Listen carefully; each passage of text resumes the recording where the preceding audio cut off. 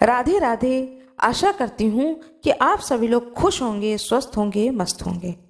आज मैं आप लोगों को थोड़ा सा जानकारी देना चाहती हूँ कि नया वर्ष आरंभ होने जा रहा है। देखिए, अंग्रेजी कैलेंडर के अनुसार नए वर्ष का आरंभ 1 जनवरी से आरंभ हो जाएगा, लेकिन हमारे हिंदू पंचांग के अनुसार नव वर्ष का आरंभ चैत्र मास शुक्ल पक्ष नवरात्र से आरंभ होता है। लेकिन हमारे देश में सभी त्योहारों को बड़े ही धूमधाम से मनाया जाता है, तो नव वर्ष को भी अत्यंत धूमधाम से मनाया जाता है। यह नव वर्ष आप सभी लोगों को बहुत बहुत मुबारक हो। आप सभी लोगों का साल अत्यंत शुभ रहे और अच्छे से बीते। मैं कहना चाहती हूँ कि नव वर्ष पे 5 कार्य न करें। वो कौन से 5 कार्य हैं जिसे नहीं करना चाहिए नव वर्ष के पहले दिन पर, जिससे कि आपका पूरा साल सुखमय, सुंदर और वैवाहित जो लोग हों, विवाहित न विवाहित जो परिवार हों, उनके लिए भी थोड़ी सी जानकारी दूंगी। जिनके घर में छोटे छोटे बच्चे हैं, वह अपने बच्चे के भविष्य के लिए क्या करें, इस प्रकार से अपने वीडियो के द्वारा आप लोगों को जानकारी देने की कोशिश कर रही हूँ, जिससे कि पूरा वर्ष आप सभी लोगों का बहुत ही अच्छा बीते। मंगल भवन अमंगल हारी, और द्रवहु सुदशरथ अजर बिहारी। भगवान प्रभु राम सभी के जीवन में मंगल करें, सारे अमंगल को हर लें और सदा सर्वदा सब पर प्रसन्न रहें।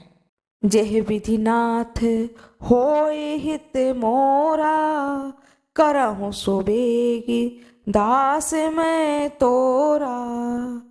जय विधिनाथ होए हित मोरा, करहु सुबेगी दास मैं तोरा। नमामि भक्त वत्सलम कृपालुशील कोमलम, भजामि ते पदामुजम अकामिनाम सुधामदम। प्रभु राम के रूप ही इतने सुंदर हैं, जितना वर्णन किया जाए वह कम है। भक्ति भाव से जुड़ना बहुत बड़ी बात होती है। मैं तो सिर्फ रामायण के 2-4 दोहे आप लोगों को सुनाती हूँ, और सिर्फ इसलिए सुनाती हूँ कि आप लोग भी इन दोहों को सुन करके ईश्वर की ओर आपका झुकाव हो और आप लोगों का जीवन भी मंगलमय हो, सुंदर हो। नव वर्ष पर अपने आप को संकल्पित करना चाहिए, स्वयं को संकल्पित करना चाहिए। आप लोग भी इस ओर ध्यान दें और अपने जीवन को संकल्पित करें कि मेरे घर में जन हो, धन हो, सुख हो और शांति हो। देखिए, मैं आप लोगों से एक बात कहना चाहती हूँ। जब बिगड़ जाता है तो कोई धरती का कोई भी व्यक्ति पूछने नहीं आता है कि आप किस हाल में हो।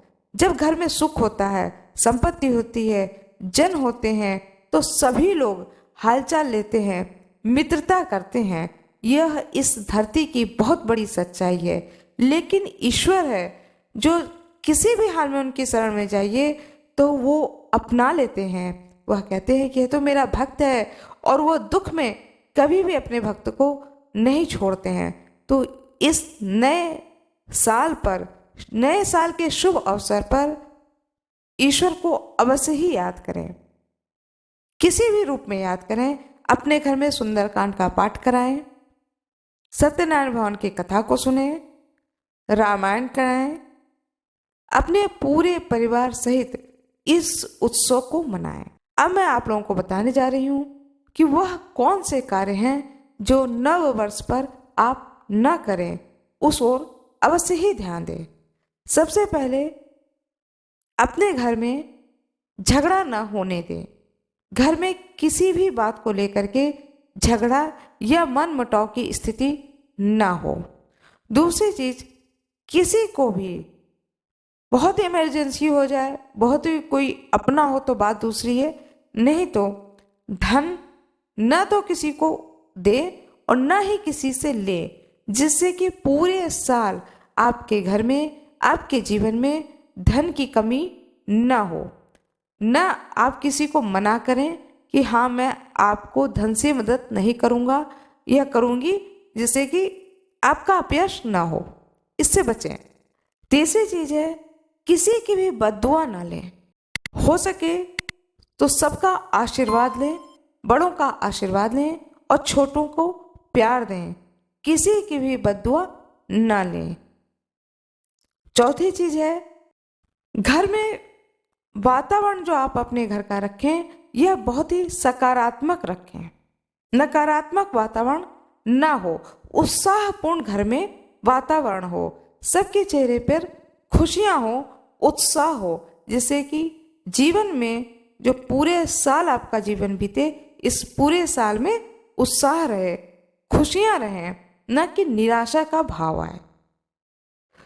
चौथी चीज, आप जो भी निर्णय लें अपने जीवन में, अपने जीवन का जो भी महत्वपूर्ण निर्णय लें वह बहुत ही विचार करके लें, यूं ही हो जाएगा, उसे हंसी खेल में कोई भी निर्णय न लें, इस ओर जरूर ध्यान दें। दोस्तों, मैं आप लोगों से एक बात कहना चाहती हूँ, यह जीवन है, खेल नहीं है। समय का बहुत ही सही उपयोग करना चाहिए जीवन में, और जीवन को बड़े सही तरीके से जीना चाहिए। सुंदरकांड में एक दोहा है जिसमें कहा गया है कि दुख वही आते हैं जहां पर कि भगवान को लोग स्मरण करना छोड़ देते हैं, इसलिए भगवान का स्मरण करना कभी भी न छोड़ें। अब मैं आप लोगों को बताने जा रही हूं कि किन किन कार्यों को अवश्य ही करें नव वर्ष के प्रथम दिन।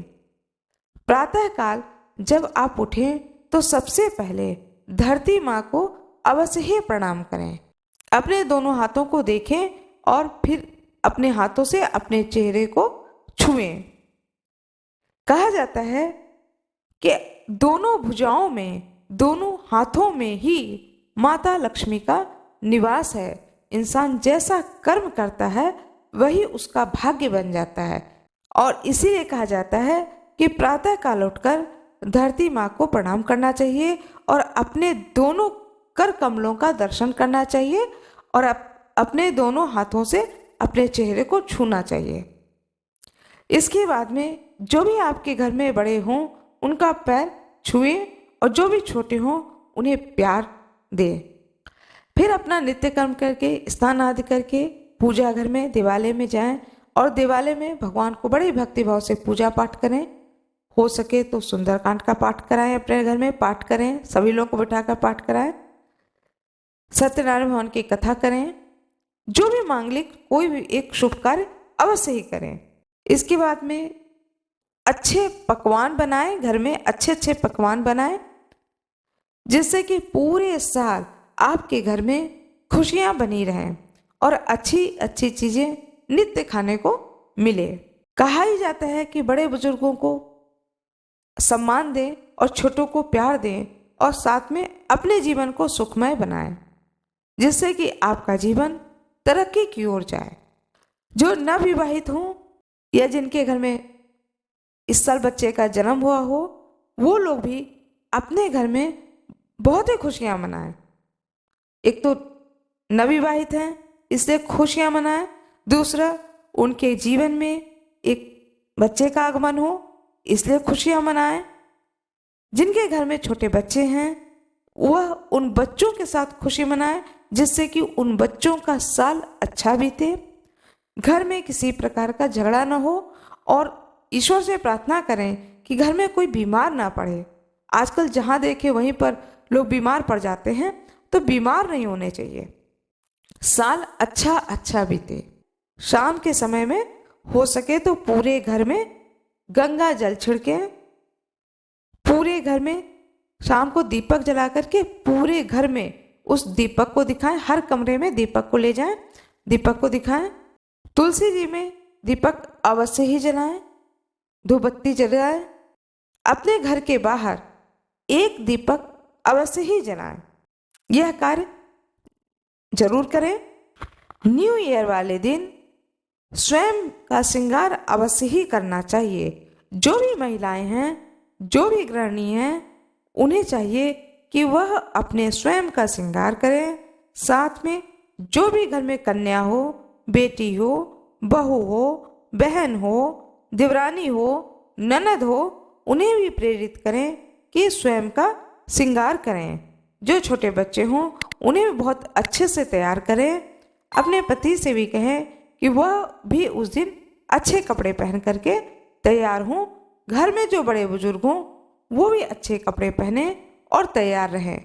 इससे सारा वर्ष, पूरे वर्ष घर में अच्छा रहता है और कहा जाता है कि लोग अच्छे और नए वस्त्र पहनते हैं, घर में किसी प्रकार की कमी नहीं होती है।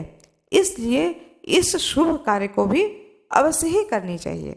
आशा करती हूँ कि आप लोगों को यह जानकारी अच्छी लगी होगी। यदि आप लोगों को यह जानकारी अच्छी लगी हो तो कृपया वीडियो को लाइक जरूर कर दीजिएगा, चैनल को सब्सक्राइब कर दीजिएगा, बेल आइकन जरूर दबा दीजिएगा, वीडियो को लाइक जरूर कर दीजिएगा, जिससे कि यह वीडियो आगे जाए और आगे भी लोगों को जानकारी प्राप्त हो सके। आप सभी लोगों का बहुत बहुत धन्यवाद।